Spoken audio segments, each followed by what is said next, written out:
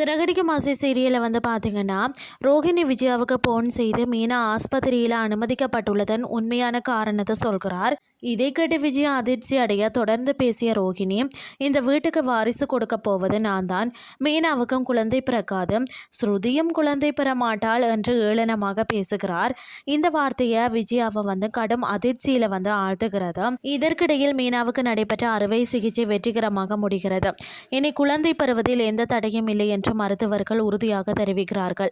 இந்த நல்ல செய்தியுடன் வீட்டிற்கு திரும்ப முத்து குடும்பத்தினரிடம் உண்மையை மறைக்க முயற்சி செய்கிறார். ஆனால் அண்ணாமலை சந்தேகித்து கேள்வி எழுப்பியதால் மருத்துவமனையில் நடந்த அனைத்தையும் முத்து வெளிப்படையாக சொல்கிறார்.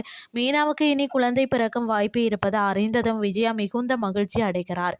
இதைத் தொடர்ந்து பார்த்தீங்கன்னு சொன்னால், ரோஹிணியின் குழந்தை மட்டுமே இந்த வீட்டின் வாரிசாக இருக்கக்கூடாது என்ற எண்ணத்தில் முத்துவும் மீனாவும் விரைவில் குழந்தை பெற்றுக்கொள்ள வேண்டும் என்று வலியுறுத்துகிறார். மறுபுறம் பார்த்தீங்கன்னா, மனோஜ் கனகாவின் வீட்டிற்கு செல்கிறார். அப்போது கனகாவின் தாய் திருமணத்திற்கு பிறகு தனது மகளை முழுமையாக கவனிப்பது மனோஜின் பொறுப்பு என்று கடுமையாக எச்சரிக்கிறார். இதனால் வந்து சங்கடமடையும் மனோஜ் கனகா வெளியே அழைத்து செல்லும்படி வலியுறுத்துகிறார்.